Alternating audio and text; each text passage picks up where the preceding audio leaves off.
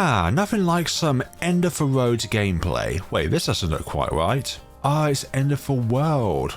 Well, that's a bit morbid. Because of the wizards becoming cheaper, you can now actually summon 2 of these at the same time, but also we are able to get both an engineer and a wizard down in the same round, starting on a game of chimps. As you can tell, there are some balloons that literally go below the world itself. What happened here? Did the Death Star come along here and say, nah, too many yellow balloons have died at the hands of End of the Road, so we decided that it's time for you to go bye-bye. I would say save it for a map like Workshop or Ravine or Bloody Puddles or any other map that has cost the lives on sanity of too many. Right, coming to the end of round 10, can we go for the rest of this? Brilliant. Now, I would like to explore the pin cross path with the Century Champion today, but unfortunately, I tried this map earlier, and when I got to getting the Century guns, it wouldn't even let me, well, it wouldn't even let this engineer make any Century guns at all. Like, it would probably only be this only area here where it could actually deploy any guns, but because the engineer is here, it means that it cannot. It's like the only place where the engineer cannot put sentries is itself. Usually the mechanics of it is that if there is no place nearby where it can freely put down engineers, then it will just spawn them down anywhere anyways, regardless if there is something there or not. But if the engineer is the only thing in that radius in which it could put down a sentry, then it will not create any sentries at all. Sprockets will get deconstruction just before we forget. Guided magic, intense magic, and monkey sense. We're going to get Archmage as well as a sentry champion. Yes, we are going for that purple weakness today. Not really, but it doesn't look like it because of this, but we will probably have some form of purple weakness. But at the moment, we do have a lead weakness, but we will resolve this by using a 102 sniper. Sorry, 120 sniper to begin with. Get some camo detection and shrapnel shot as well. Right, the Sexpert is on the field here. If you just put the S and put it on front of expert, you do get Sexpert, which is one of the nicknames that the community gives this tower.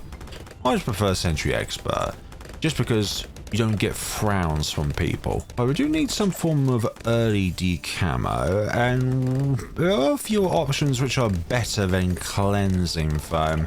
And we'll go with the pin effects for this because foam is better and the balloons do slow down when they are over the foam of a cleansing foam with the pin effect. Arcane Mastery, that'll be very nice with some range increase, and paired with Monkey Sense, this is about as far as an Archmage can ever fire without some external buffs to it. But I think this will be enough to defend against around 40 Moab, so I'm also going to put down a 202 submarine, and hopefully this will be enough to take care of it all. Just about, because if it gets to this point over here, around this point, they're going to sink down and it's going to be the end of our run. You could say it's the end of our road. And with all of these cold sentries, it would be nice to pair the Sentry Expert with the Oversized now so that we can actually pop frozen balloons anyways. Like, it's a very, very good counter to one of its only problems, which is, well, the engineer can't really pop something if it's frozen and it doesn't have the shatter damage type. Now, I would like to try and get the Sentry Champion as soon as possible, but I think we're going to need Arcane Spike in order to actually get through the Moabs in the 50s and the 60s and so on. Just like so. I would like to explore the middle cross path here, but I think I just need an extra camo popping means early on. We can't always just rely on decamification from the cleansing zone, because there will be times in which it will not decamify because its pierce cap has been met.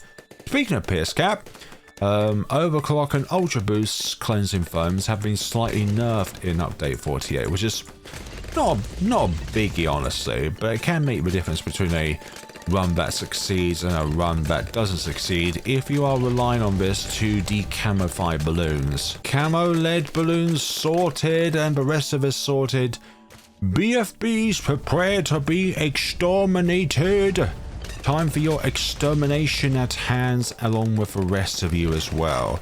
Can I put a spike factory over here, please? Fine, I guess this spot over here will have to do. We'll go with spiked mines for the moment. I would like to get Century Champion, but I just definitely need something for round 6 to 3 along with other rounds like this.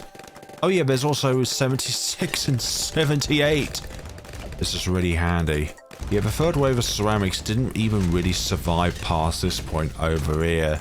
They just got so flummoxed by my spiked mines that they decides to kill themselves before even going into the mines. Yeah, this world is definitely broken. The end of it, you could say, with the mixtures of space and fragments of the Earth itself. Or is this Cadia? How many other towers in the game that on hard difficulty has the price tag of 34,560? And because the Archmage and the Central Champion cost that much, the Comanche Commander used to cost that much, but I think a few updates ago Ninja QE nerfed the price so that it's over 3,000 squids more. Yes, 3,000 more Squidwards. You may notice a lack of hero on the field here. Well, that's just because today I'm choosing to play this game hero-less. So there's no sneaky Geraldo or sneaky Geraldo item. Because Geraldo's not selected. You can clearly tell that this is Sai. You think that I'm being serious about that? Yes, I know, that's Oben Greenfoot. So we've got our Sentry Champion now that spawns a lot of Daka. And that's just the noise it makes when a orc shooter fires a lot. Daka, daka, daka, daka, daka. So now that we have our Sentry Champion over here, now I want to get ourselves an Archmage, because the Sentry Champion alone is not going to be able to surmount the bad on round 100 alone. But even with the Archmage, this is a bit of a short track in order to be able to get the bad off the track. You could say that at some points the bad has definitely not has its world ended, and thanks to the spiked mines at the end of the track here, we was able to get through round 78. Round 79, a breeze here, even if the regrow rainbows do somehow make their way through the Sentry Champion and its champion sentries, then the spiked mines would have definitely finished you off. Just like so. Then again, that was round 80. So I originally wanted to showcase the power of Sentry Champion with pin rather than deconstruction, because on round 100, yes, definitely, deconstruction is better when it comes to a single target. So let's say round 80, deconstruction is better than pin. But what about round 98? What about trying to get through as many balloons as possible? Well, there are cases where Sentry Champion with pin is better than Sentry Champion with deconstruction. Sometimes it doesn't matter how much DPS you have. If you can only go through a few targets, then all that DPS is not really that much worth it. But in some cases, it's good to sacrifice some DPS in order to actually get through those few more layers. Layers as in like go through more targets, pierce. Pierce damage, they're two different things. Also, we now have the Archmage at our side. Now, nothing will be able to get through our defenses. Well, at least I hope not anyways. That's why we have this insurance policy at the back of the map. Though a relentless glue won't go amiss. It'll definitely help when it comes to dealing with Merle class balloons, and also just stunning DDTs briefly if a target that has been glued has been popped and the DDT is nearby, and therefore it's able to be stunned temporarily, which is cool. Cool for us anyways, not for the DDTs. Also, Cleansing Foam is able to decamify all of the DDTs, which is nice. So what's next on the table when it comes to our defenses here? Now that's a pretty good question. What am I lacking here? I feel like I am still lacking bad damage. So a spike storm won't go amiss here. I'm just trying to think of a good place to spawn it down. Perhaps... I wish I could spawn something here. Maybe here? Perhaps there. Yeah, we'll put you there and then put white hot spikes. Usually I would never ever go with white hot spikes because I'm used to putting a spike storm down for a... what do you call it? A round 100 support for my 2 mega popping towers. Also, it's only summoning in one place. Kind of glad I put it there, because if it was a case where the map creator decided to deep it down even further, then obviously this wouldn't be doing what it's doing right now. But I still feel like I am lacking something. A lot of pierce I'm lacking, so I was hoping I'd kind of put down another spiked mines over here, or put another spike factory over here, or even let's go with elite sniper. Okay, we've made our decision, and if we die on this, then I know that it's my fault. What else can we do? Definitely need that shrapnel shot to affect as many targets as possible, but they are getting through. They're getting through.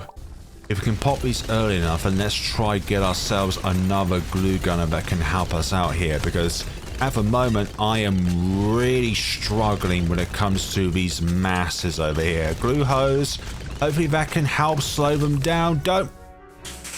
Let's get spike storm just that little bit later. No, they're still getting through. Don't think we'll get it down in time, but plutonium reactor, is that going to help us out here, or is it just simply too much for us to get through? Oh, I was hoping that kind of helped, but no. Yeah, this is where I need Chom Chom to come up with a save for this run. But no, I have to craft this by myself, if I must. Okay, semi-automatic. I just need more for the masses over here, but they just keep escaping, that's the problem. Perhaps I should have gone with a pod rather than an Archmage here, to be honest. Right, I've got another idea. Abyssal Warrior. Can this help us out for round 98 if we can so get it? Please? Oh god, that was really close when it comes to pricing. Imagine going through an entire run successfully, but then like, the only thing that's really stopping you is round 98. Yes, one of the rounds of all time. No, not a Juggernaut can save us, but what can save us? I don't even think we can get this up in time, the more glaives. Come on! Is this gonna be enough? Oh, that's... Nope, not recursive clusters. I don't think anything can save me here, to be honest. Okay, you've got the pierce buff, which is nice, but I doubt that's gonna make a single lick of difference here. We need more moolah for this round here, but it's just not gonna be the case. Oh, I hate round 98. Why did I get this thing? Oh, downdraft is too pricey. I was trying to think of a way to blow them back in case they get too far, but alas, there goes this strategy out of the window. Dragon's Breath. Oh no, so many of them still. So many of them still. Oh, there's too many Moabs. Oh. Closest attempt so far is by place of Dragon's Breath over here, but still nothing. I've got one more idea. It might shock you. It might not shock you. Yeah, I think I can conclude that getting Elite Sniper was not a good idea. Right. This is still not enough. What else can I do to make round 98 that bit more doable? Well, hopefully we can get a glue storm at some point. Alright, time to break out my favorite 2 megapops tower, the big one. Oh yeah, getting all these stuns in, people. Still not enough, it looks like. Please. Getting closer though.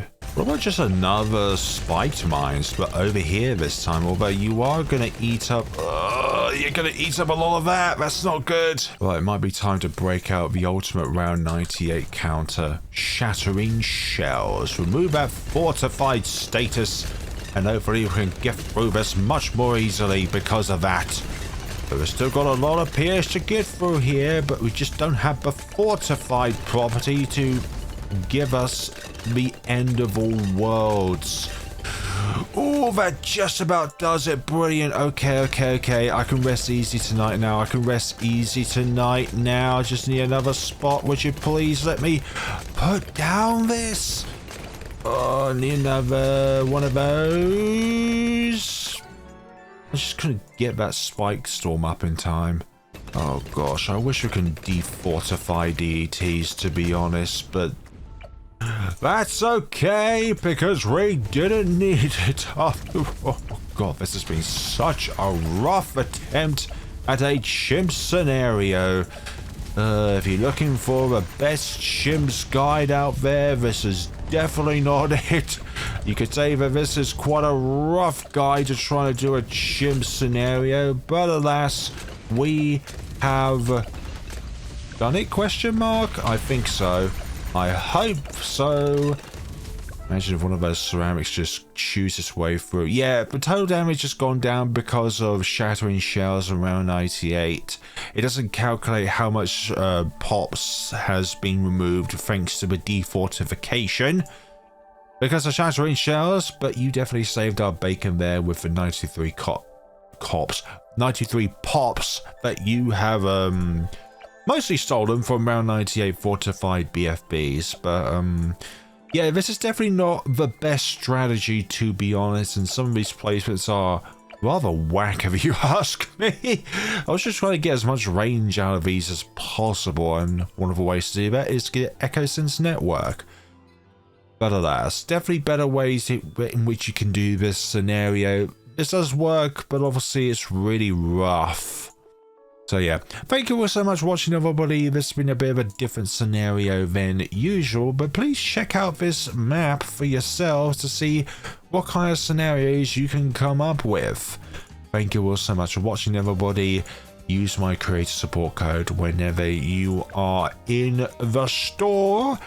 Greatly appreciated. Thank you all so much for watching and take care of yourselves, everybody.